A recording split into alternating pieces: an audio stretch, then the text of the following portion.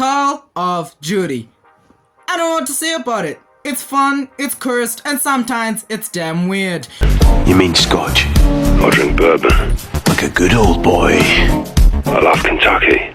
But the one thing I loved about the series, well, still love about the series, to be honest, is the action. But this time I felt different. It was different. And it all started when I played the little game that really showed me the other side of Call of Duty. And that game is none other than Call of Duty Ghosts. Now granted, the opinions about this game are very divided. I mean, they're very mixed. I mean, you have another section that completely adores the game, which to be honest is the minority. But anyway, fine, it is what it is. And then you have the other section that wants to burn down Call of Duty, wants to burn down Activision for not releasing Black Ops 3 and instead for this time slot releasing this game. Which, to be honest, you really gotta have to wait a long time until Black Ops 3 is released. And trust me, Black Ops 3 is not the shit. Anyway, fine, it's fine. But today, we're not here about Black Ops 3 or any other Black Ops game or Modern Warfare game. Oh, Modern Warfare! Anyway, without me bitching, we're only here for one game. And we're here to see why such an overhated game is actually a hidden gem of the series. So buckle up. So, at around early 2013, Activision announced a new game is coming out soon. And when I mean soon, I mean give us over 5 months, we'll come back to you soon. The hype for the game was, well, high, because it's a card game, what did you expect? Until the company itself started doubting the game, and I mean, damn bro, why doubt your own game? I mean, in efforts of doubting a game, I mean like saying that it will make less money than Black Ops 2. I mean, we know that, but you did not need to tell that. We did not need to know that. But from there forward, I guess the hype died down. And getting excited for the game was a bit, oh wow, I might say it wasn't hot. It was a very hard thing. It was an uphill battle. Until, you know, they decided to pop a reveal trailer. Oh my god. That trailer was gas! Man, I'm telling you, the first time I saw that trailer, I was questioning a lot of things. In a good way, though. I mean, it got me feeling sad. I guess that is not something that you would expect for I don't know, a Call of Duty trailer. But I guess by doing that, they actually increased the hype for the game, and it got me hooked. And, well, I was waiting for the 5th of November. And when that came around, the game was finally released. Okay, now I know why most of you are here. Okay, you're probably asking yourself, what's so amazing about this game with so many flaws? I get it, it has a lot of flaws. And don't worry, I'm a fair guy, I'ma point out the flaws. Like for example, lack of freedom when it comes to gameplay. Listen, I think everybody knows this one. I mean, Call of Duty Ghosts took a more Max Payne 1 approach, meaning you cannot really explore areas, and in other words, the map is closed off, which means it's linear, and when it's linear, that means it has a path that has a very clear start and a very clear end, and mission objectives. Now, that leads to predictability. Oh yeah, I know you've been waiting for this one. Well, since things are limited and linear, it often sets a predictable outcome or even a cliche. Now, sometimes this works brilliantly in games such as Max Payne, but it falls flat with a Call of Duty game, obviously. Now, the other flaw that I might point out is, well, its similarities to the other predecessors. Now, Call of Duty games are mostly known to give a different vibe and an introduction to a new thing, which this game did, but okay.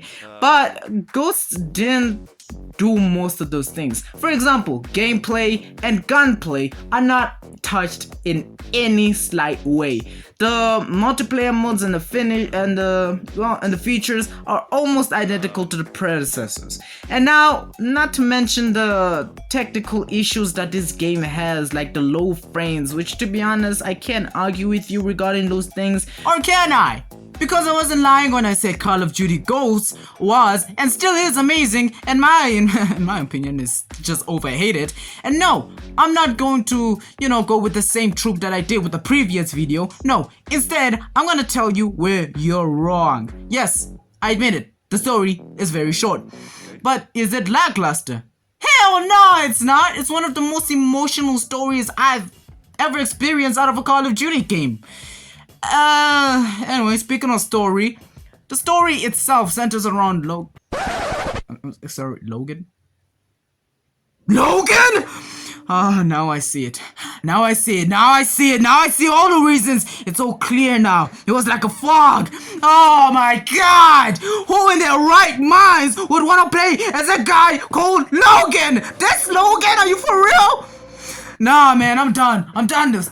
I am done. I'm so done. It's a wrap. It's over. Oh, wait, his stream name is Walker. Okay, moving on. As he sits with his father and his brother, Hash at the forest while, his dad is explaining the legends about the goats.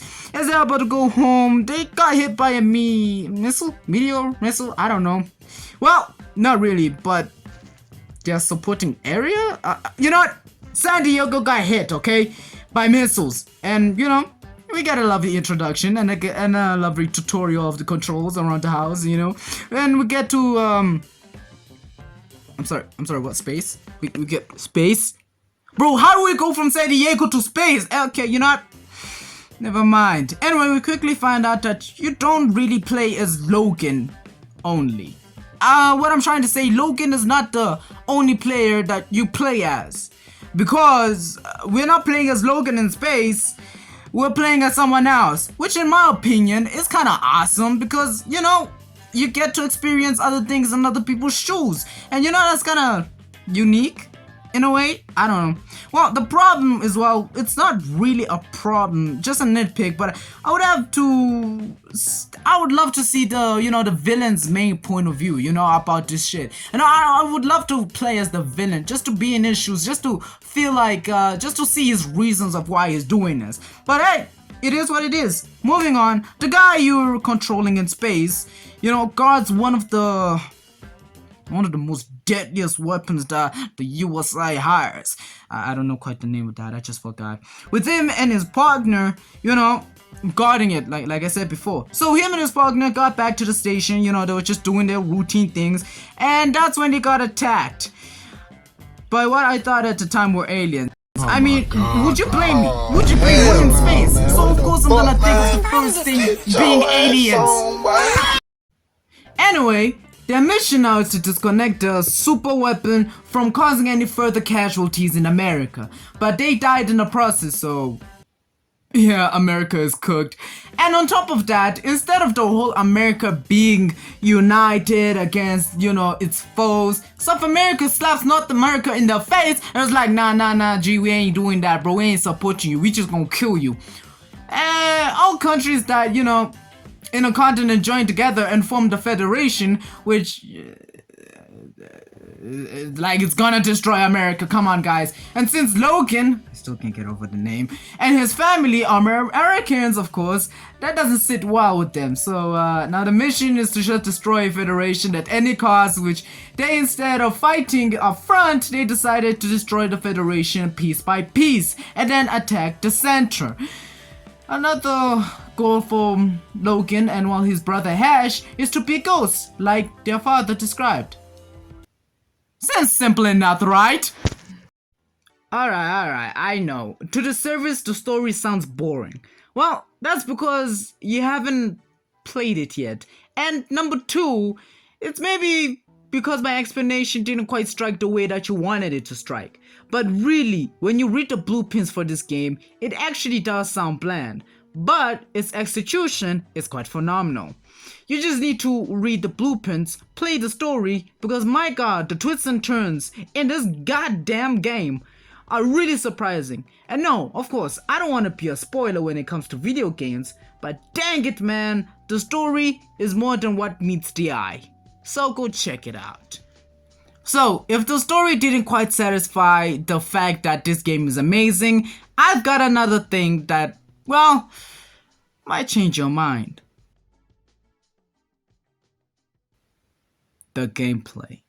Now, even though you guys love complaining about gameplay, you have got to admit, the gameplay in Call of Duty Ghosts, even though it's less innovative, it's still peak, it's smooth, and is easy to remember. The game has responsive and accurate controls, making aiming less difficult. The gameplay is also fast and exciting. And finally, the places you have to play in, whether single or multiplayer, are so well designed and so memorable. The gameplay even introduced something to the series that never been introduced before.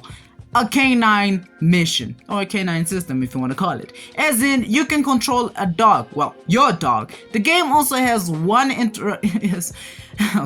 let me rephrase. The game has more interactive environments, meaning you can hide behind bushes or leaves or in the grass so you don't get spotted. Overall, it kinda leans heavy into the stealth, as you know you play as a ghost, meaning you have to lean into the stealth. Come on, it's obvious. Overall, though it faces criticism, the gameplay is still one of the best in the series, and if that doesn't change your mind, I don't know.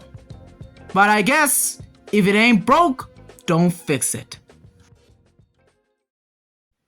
Whether you hate Call of Duty Ghosts or not, this game objectively might seem less innovative, but there are hidden gems in this game and good things too. This game is amazing, whether you like it or not. It offers a different side of Call of Duty. Instead of a high-octane action and a bombastic story, in a good way, the game focuses more on loss and depression, how it feels being betrayed, having most of the world plotting to destroy you, and not to mention its fun multiplayer and its campaign Extinction. Overall, this game is overhated in my opinion. Not even in my opinion, generally, it is overhated. People only see its flaws and not the good stuff it has. And I wanted to shine a little bit of light on those good things to just remind you that this game is not ass, it's gas.